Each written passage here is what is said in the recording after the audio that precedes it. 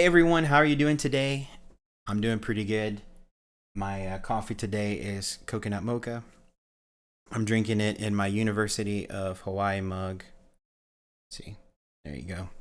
One of my favorite mugs. I actually got it while I lived in Hawaii, which I did for like 9 months. My wife and I lived there. It was really hard, but it was also a lot of fun. So maybe one time I'll do a video on that about life in Hawaii, talk a little bit about that. But busy week last week. Had to get a lot of things ready to go. We're actually traveling this week. We leave this morning, and we'll be kind of doing some different things. Going to a conference, visiting family, dropping off a lot of the stuff that we kind of like went through and decluttered, and that's all going to like an estate sale that we're getting to throw all that stuff into. So it's been super busy, but now we get to kind of have a week of not as much busyness other than hours and hours of driving for several days. But yeah, so anyway, there's still stuff coming out for the channel this week. There's still stuff coming out for the website, and I'll talk about that in a minute. But before I get to that, ESPN Esports. So I totally called it. If you've had a conversation with me about like professional computer gaming, I've probably mentioned it's going to be a thing. It's going to be on, there'll be one day where that'll be just as popular content as traditional sports. And this is just one more step in that direction. I knew a major network would start to cover it in some form. So right now it's just a website with three pages, one that focuses on League of Legends, one that focuses on Hearthstone, and one that focuses on, I think Call of Duty is the third one. I'll link it in the description below so you can check that out if you want. So it's articles right now. I could see very soon that they make a bid to pick up like a major tournament, like let's say the next League of Legends Worlds or something like that, a program that has, upwards of like close to 1 million viewers. I could easily see them saying, hey, we'll stream it on our website, put the ESPN name on there, which of course allows them to sell all the advertising for it. It'd be hard to get that off of Twitch. I think it's going to be a long time before people are open, just because the future of cable TV in itself is kind of so iffy, because Netflix is out there, Amazon Prime Video is out there. There's so many other avenues where people can access content, and people are just ditching their cable packages left and right. So I almost feel like it might be too late for ESPN to do like an ESPN gaming channel as part of a cable package or something like that. But they could do it as a streaming. I mean, they're already developing their streaming services right now. Like they have a lot of traditional sports games that are broadcast only on their website. And people, for the most part, while it'd be preferred to have it on TV and not have to log in, hook up your computer to your TV if you want to watch it with a group, stuff like that, it really isn't that big of a barrier. We watch a lot of football games. We're big LSU fans. That's where we met. And so we watch a lot of LSU games on our TV via the computer hooked up with an HDMI cable. And it's not that big of a deal. It works for us. And it saves us a ton of money on having to pay for some kind of mega sports package or something like that. So I don't know. It's going to be interesting to see how that plays out and what that looks like. But it's a mega industry right now, and companies are going, we like money. We'd like a piece of that. And they're starting to see how they can get involved, including companies like ESPN, who of course is owned by Disney.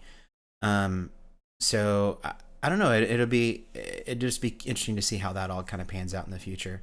So if they can get in there, so right now the two big services are Twitch and YouTube Gaming, which is run by Google.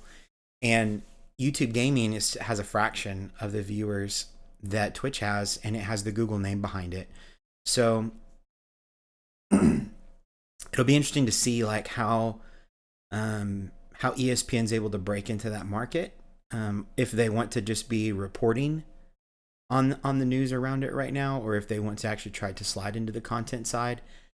They're a broadcasting company by default, so I would think they want to get into broadcasting those types of matches because the advertising money is significant. The age of gamers continues to kind of slide up because people like in my generation aren't stopping. Where like in the past, You know, this is a fake number, but like I think it's pretty safe. Like 90+% of people that played games in their teens and like in their college years and stuff would kind of stop when they got families, had kids, like got into the 30s, stuff like that. But that's not really a thing anymore. Like a lot of games that are coming out are specifically targeting people in their mid, late 20s, early 30s, because they know that they have the income to be able to to be able to afford the game, or they have the time. They work 40 hours a week and they come home and that's how they chill out and relax. There's a lot more women playing, which means there's a lot more couples that can play stuff together, or at least because it's more mainstream now. There's not the stigma that like playing games had. So it's becoming much, much more acceptable, which means that the money potential for advertising is much greater. And so I think broadcasting production companies, advertising companies are starting to figure that out, and they're starting to see the money that's being made by these early adopters like Twitch, and like some of these gaming companies who it was a natural fit for them to advertise with Twitch, because hey, there's no downside to 400,000 gamers seeing a commercial for the next game coming out, or for an NVIDIA graphics card, or for the Star Wars movie. Chances are they're probably going to be into that. But now it's starting to even step outside of that. So I'm starting to see like insurance commercials, or credit card commercials, things that's kind of the next evolution of advertising for that esports community, and say, hey, these aren't just 12-year-olds watching these videos. These are guys that like are professionals. These are doctors. I was watching a guy the other day who actually quit his job as a research physician. He had his MD. He quit his job doing that as a doctor to be a full-time Twitch streamer, because that's what he enjoyed doing. And he was like, you can make the money off of it now. It's not going to probably be what he made as a doctor. He was from Europe, so I don't know what the exchange is from here to there. But it's livable, and he can do something he really enjoys. So say what you want about that. There's probably a lot of conflicting opinions on it, but the reality is that the money's there, and companies like ESPN are starting to figure it out and starting to see how they can get a piece of it. So anyway, that's the big news that I thought was interesting.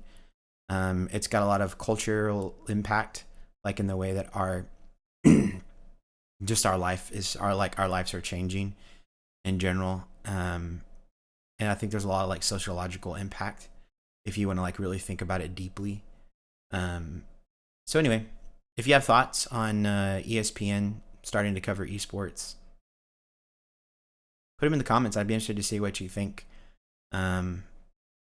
So I don't think they'll be making clips as part of SportsCenter anytime soon for like the biggest Smite play or whatever of the week. But who knows? Maybe in 5 years. So, and is that a good thing? Is that not a good thing? You tell me. So anyway, that's my thought. As far as the set goes for this week, we do have an article coming out on Saturday. I'll sneak peek it for you. It's what parents need to know about Minecraft. It was kind of the one I knew I would need to be making sooner rather than later. And I thought, while I'm kind of doing everything ahead of time, this is a good time to really knock it out. So we tackle the game that like every kid wants to play.